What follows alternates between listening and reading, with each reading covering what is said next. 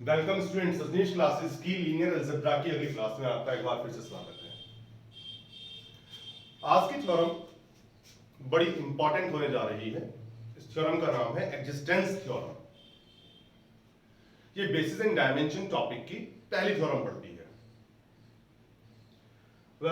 ये university exams के लिए और आगे की पढ़ाई के लिए बड़ी इंपॉर्टेंट थ्योरम मानी जाती है। तो इस थ्योरम को पढ़ाने से पहले मैं आपके दो कंसेप्ट रिमाइंड कराना चाहूंगा। पहला, फाइनाइट डायमेंशनल वेक्टर स्पेस। ये मैंने लास्ट वीडियो में बताया भी था। अगर आप डिटेल्स में जाना चाहते हैं तो लास्ट वीडियो चेक कीजिएगा। फाइनाइट डायमेंशनल वेक्टर स्पेस, हम किसी भी वेक्टर स्पेस V को फाइनाइट डायमेंशनल वेक्टर स्पेस कहते हैं अगर V का एक फाइनाइट सबसेट S ऐसा एग्जिस्ट करता हो जो वेक्टर स्पेस V को स्पैन करे, जिसका लीनियर स्पैन V हो। S का लीनियर स्पैन V कब होगा? जब V के हर एक वेक्टर को S के वेक्टर्स की लीनियर कॉम्बिनेशन की फॉर्म में एक्सप्रेस किया जा सकेगा। यानी कि V के हर एक वेक्टर अल्फा के लिए फिर लेफ्ट में स्केलर्स a1 a2 an ऐसे मिले कि अल्फा हो जाए a1 alpha 1 plus a2 alpha 2 up to an alpha n। ऐसा है तो हम V को फाइनाइट डायमेंशनल वेक्टर स्पेस कहा करते हैं। तो V finite dimensional vector space कब हुआ? जब एक फाइनाइट सबसेट से स्पैन हो जाए। चलिए, इसके बाद एक बार आप थोड़ा सा रिमाइंड कीजिए बेसिस को। हम वेक्टर स्पेस V के किसी एक सबसेट को बेसिस कहते हैं अगर ये लीनियरली इंडिपेंडेंट रहा हो सबसेट और स्पैन करता हो वेक्टर स्पेस V को, यानी कि स्पैन करने के साथ साथ ये इंडिपेंडेंट भी रहा हो, तो ये बेसिस बनता है। तो जो आज की थ्योरम है उसमें हमें प्रूफ करना है, उसका स्टेटमेंट है there exist a basis for each finite dimensional vector space. हर एक finite dimensional vector space V के पास बेसिस एग्जिस्ट करता ही करता है। ऐसा नहीं हो सकता कि कोई vector space V finite dimensional रहा हो और उसके पास बेसिस ना हो। बेसिस होगा ही होगा। तो मैं पहले आपको एक्सप्लेन कर देता हूं कि इसे हम प्रूफ करेंगे कैसे, फिर मैं आपको इसकी प्रेजेंटेशन दिखाऊंगा कि इसे हम प्रूफ करते कैसे हैं। चलिए,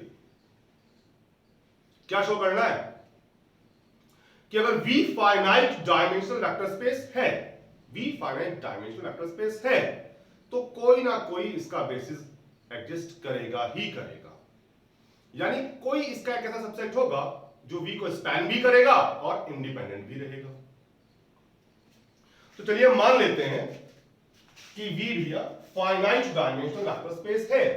अगर V finite dimensional vector space है तो इसका एक फाइनाइट सबसेट S एग्जिस्ट करता होगा ऐसा कि V का हर एक वेक्टर इसके वेक्टर्स की लीनियर कॉम्बिनेशन बन जाएगा, मीन वही स्पैन करता होगा। तो अब इस सबसेट के साथ दो पॉसिबिलिटी है, या तो ये डिपेंडेंट रहा होगा या फिर ये इंडिपेंडेंट रहा होगा। हाँ, मैं बीच में एक बात आपको बता दूं कि अगर हम एज्यूम करें कि इसका कोई भी वेक्टर जीरो वेक्टर नहीं है तो इसके स्पैन करने की प्रॉपर्टी पर कोई फर्क नहीं पड़ता। मतलब अगर इसमें जीरो वेक्टर है भी तो उसका जो लीनियर कॉम्बिनेशन में कंट्रीब्यूशन होता है वो तो जीरो ही होगा। तो अगर आप इसे हटा भी देंगे तब भी V का हर एक वेक्टर इसके वेक्टर्स की लीनियर कॉम्बिनेशन बनता रहेगा, क्योंकि आप जीरो को ऐड करें या ना करें फर्क नहीं पड़ता भाई। तो चलिए, V finite dimensional vector space हमने अज्यूम कर लिया। S इसका एक स्पैनिंग सेट है जो फाइनाइट है। तो तो अब इस S के साथ, इसमें जीरो वेक्टर नहीं है, हाँ, इस S के साथ दो पॉसिबिलिटीज हैं। पहली कि ये लीनियरली इंडिपेंडेंट रहा हो, दूसरी ये लीनियरली डिपेंडेंट रहा हो। इन केस S अगर लीनियरली इंडिपेंडेंट है तो स्पैन तो पहले से कर रहा भाई, ये बेसिस बन जाएगा, कोई बात ही नहीं थी प्रूफ करने वाली हमारे पास। लेकिन अगर S लीनियरली डिपेंडेंट है तो हमने प्रूफ किया था लास्ट वीडियोस में, लास्ट लेक्चर्स में, अगर S लीनियरली डिपेंडेंट है तो इन वेक्टर्स में से एक ऐसा वेक्टर जरूर होगा, सपोज अल्फा के, जो अपने से प्रीवियस पढ़ने वाले vectors alpha 1, alpha 2, alpha k minus 1 की लीनियर कॉम्बिनेशन रहा होगा, अवश्य होगा। एक वेक्टर अल्फा के मिल जाएगा जो अपने से पहले पढ़ने वाले वेक्टर्स की लीनियर कॉम्बिनेशन रहा होगा, यानी अल्फा के इक्वल रहा होगा b1 alpha 1 plus b2 alpha 2, bk minus 1 alpha k minus 1 के। अब वापस आइए, ये सेट एस स्पैन कर रहा था v को, तो v का हर एक वेक्टर इसके वेक्टर्स की लीनियर कॉम्बिनेशन था, alpha 1 alpha 2 alpha 3 alpha n की। अल्फा के भी रहा होगा इसमें। अब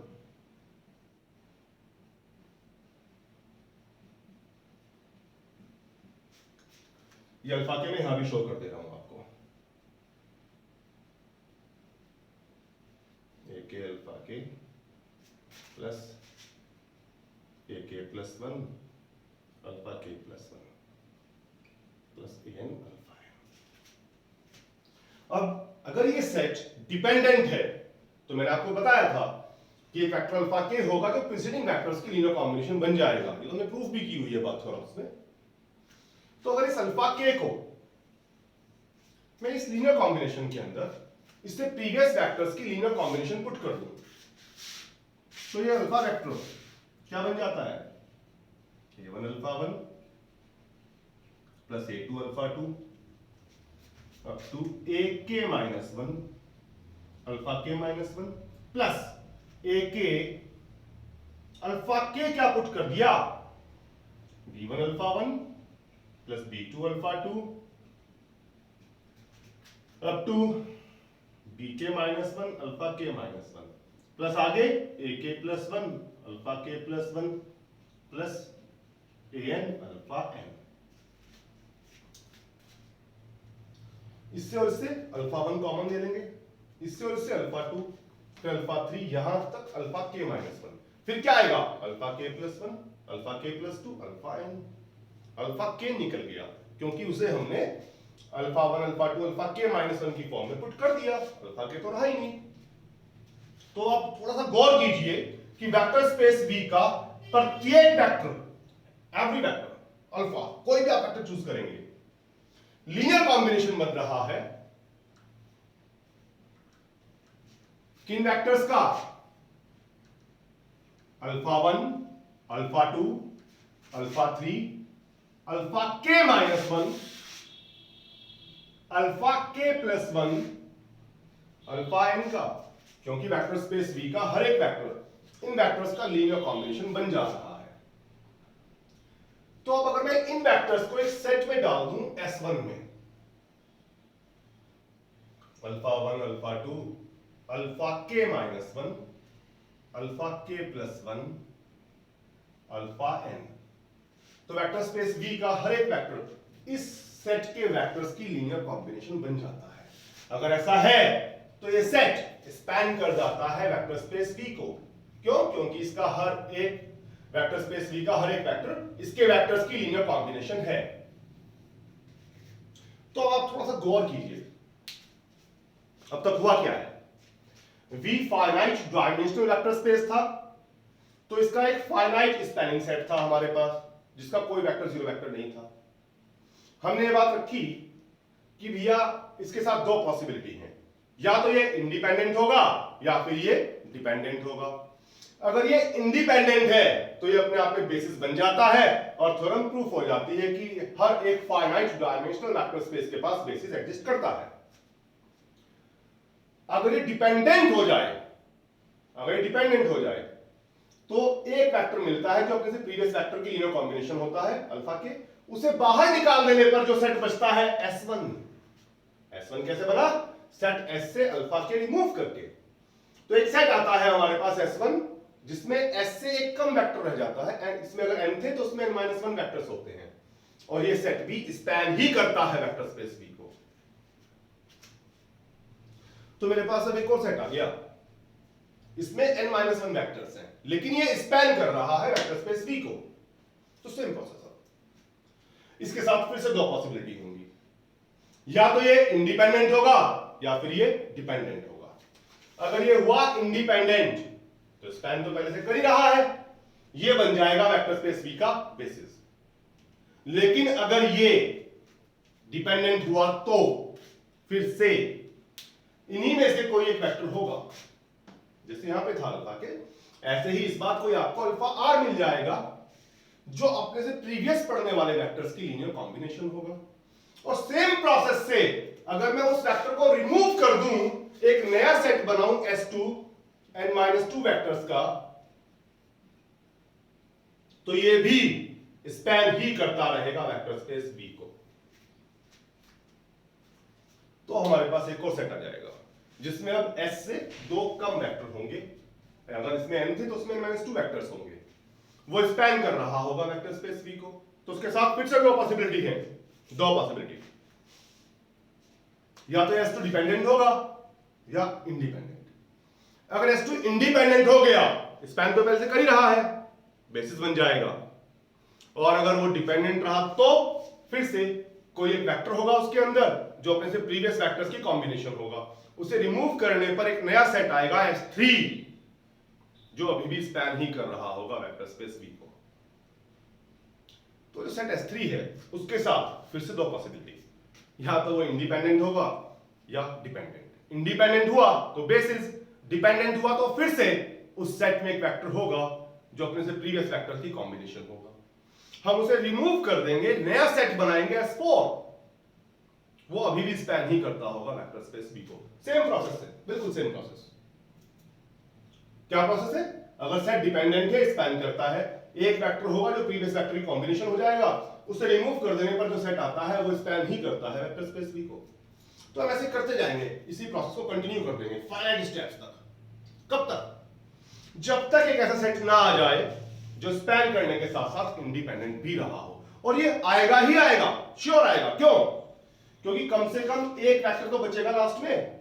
मैक्सिमम आप सारे वेक्टर्स निकालते गए, सेट डिपेंडेंट आते चले गए, लास्ट में कम से कम एक वेक्टर बचेगा। और अकेला नॉन जीरो वेक्टर कभी भी डिपेंडेंट नहीं होता, इंडिपेंडेंट ही होता है। तो कम से कम एक वेक्टर बच जाने पर भी ऐसा सेट आएगा ही आएगा जो इंडिपेंडेंट होगा और स्पैन भी करता होगा। That means finite dimensional vector space के पास बेसिस श्योर एग्जिस्ट करेगा ही करेगा। That's it. ये तो मैंने आपको इसका कंसेप्ट सिखाया, अब हम इसकी आपको प्रेजेंटेशन देंगे कि आपसे एग्जाम में प्रेजेंट कैसे करेंगे। तो आप एक मिनट ब्रेक लीजिए, अभी लौट के आते हैं।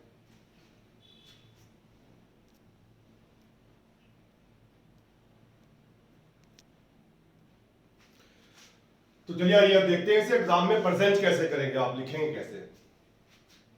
ठीक है, तो इसके लिए मैं एक बार आपको रीस्टार्ट दे रहा हूं। क्या शो करना था? There exist basis for each finite dimensional vector space.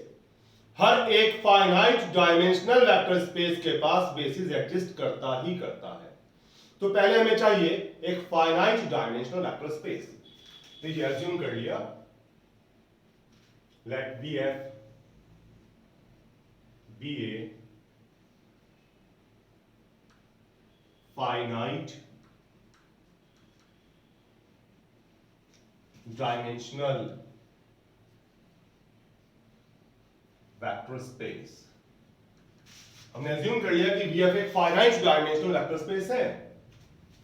पर अगर ये फाइनाइट डायमेंशनल वेक्टर स्पेस है तो इसका एक फाइनाइट सबसेट एग्जिस्ट करेगा जो इसे स्पैन करता होगा। Then there exists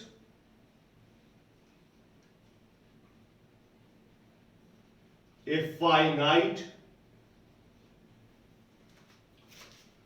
subset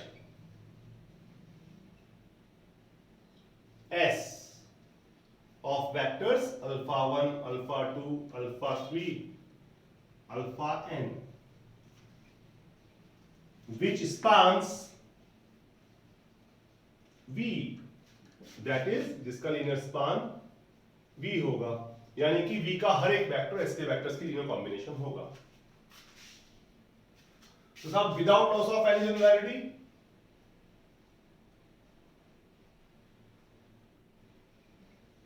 without loss of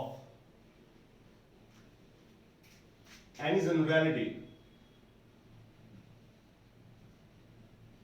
we may suppose that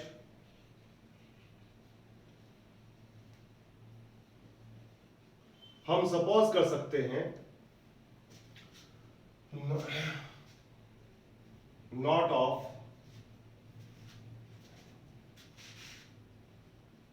any vector of S is zero. वही जैसा मैंने आपको बताया था, अगर स्पैन करता है तो V का हर एक वेक्टर इनका लीनियर कॉम्बिनेशन होगा इस प्रकार से a1 alpha 1 plus a2 alpha 2 plus a3 alpha 3 up to an alpha n। अगर सब कोई वेक्टर जीरो रहा भी है तो जीरो आप ऐड करें या ना करें फर्क नहीं पड़ता, तो उसके स्पैनिंग सेट होने पर फर्क नहीं पड़ता। अगर जीरो वेक्टर है भी तो उसे निकाल दीजिए आप। तो फिलहाल जो मैंने सेट लिया है उसमें कोई भी नॉन जीरो वेक्टर, सॉरी कोई भी वेक्टर जीरो नहीं है और ये स्पैन करता है वेक्टर स्पेस V को और फाइनाइट है। well now if S is linearly independent, अब वही दो पॉसिबिलिटी है इसके साथ, या तो ये linearly independent होगा या ये linearly dependent होगा। if S is linearly independent then S itself a basis, तो S अपने आप में बेसिस बन जाता है वेक्टर स्पेस V का। And if S is linearly dependent, अगर S linearly dependent हुआ तो जैसा आपको बताया था इनमें से कोई वेक्टर होगा जो अपने से प्रीवियस वेक्टर्स की लीनियर कॉम्बिनेशन होगा। Now if S is linearly dependent then there must exist, तो वह श्योर एग्जिस्ट करेगा ए वेक्टर से अल्फा r such that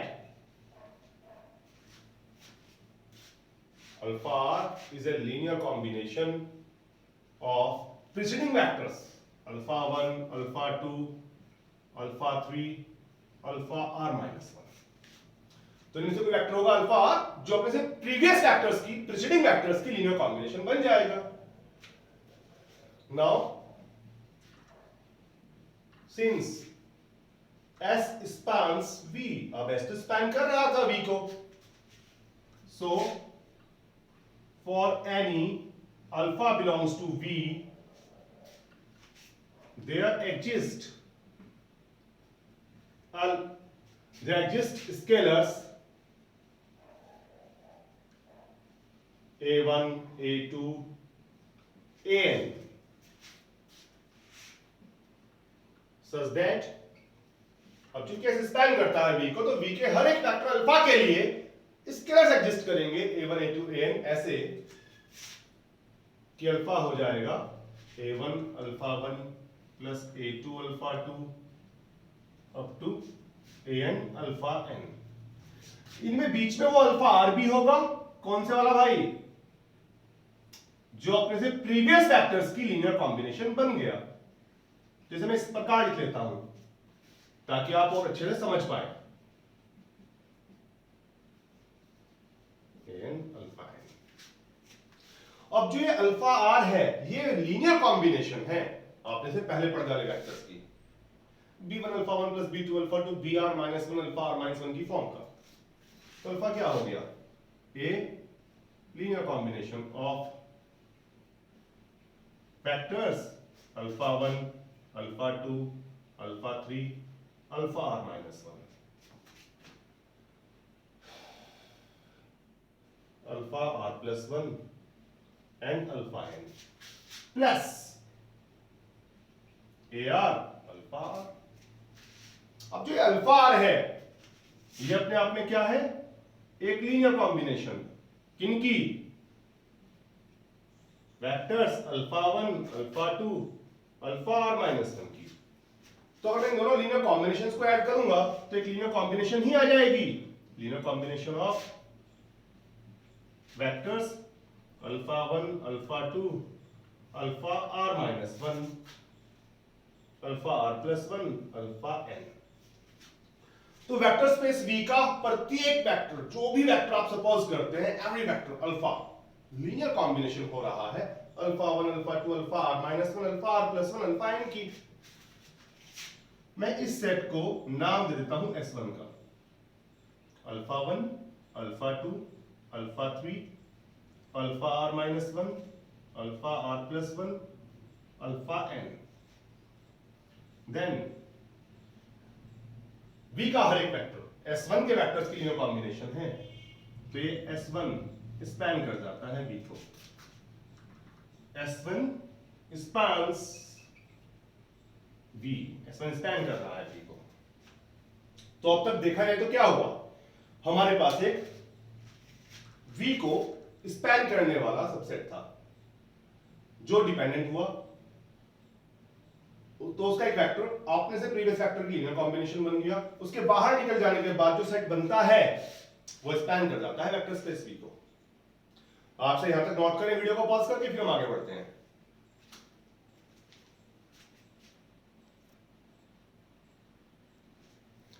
जी चलिए, तो एक सेट S1 आ गया हमारे पास जो स्पैन कर रहा है V को। तो फिर से वही, तो ही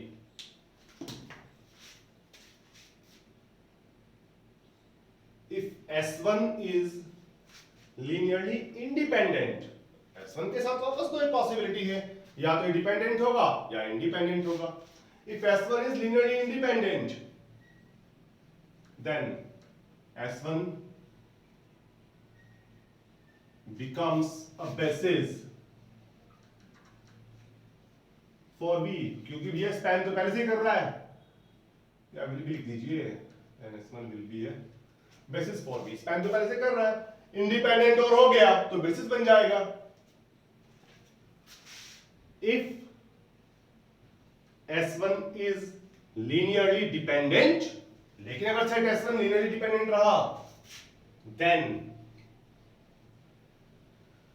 तो जैसे हमने अभी प्रोसीड किया से हम दोबारा वैसे रिपीट कर देंगे प्रोसेस को। वही इनमें से कोई वेक्टर होगा जो प्रीवियस वेक्टर की लीनियर कॉम्बिनेशन होगा, उसे बाहर निकाल देंगे, जो सेट आएगा वो वापस से स्पैन करता होगा वेक्टर स्पेस V को। Then on proceeding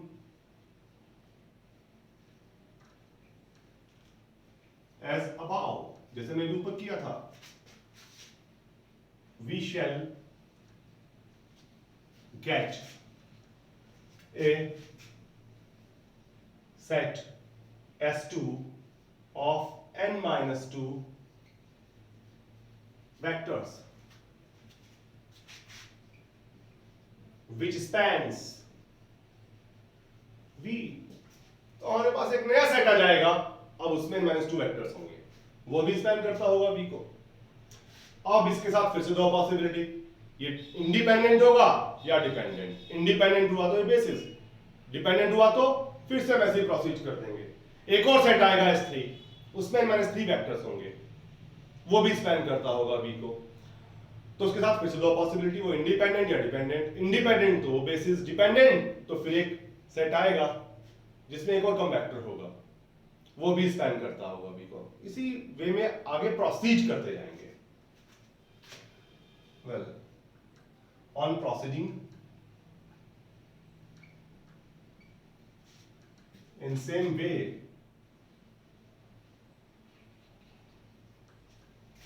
for finite steps, हम इसी तरह प्रोसीड करते जाते हैं फाइनाइट स्टेप्स के लिए। on proceeding in same way after some finite steps, we shall get a set which is linearly independent and spans V। इसी वे में अगर हम आगे प्रोसीड करते जाएं तो एक सेट हमारे पास आ ही जाएगा जो इंडिपेंडेंट भी होगा, स्पैन भी करेगा V को। That is we shall get a basis for V। At most, maximum क्या हो सकता है? At most, we shall left with a single non-zero vector। Then this set is definitely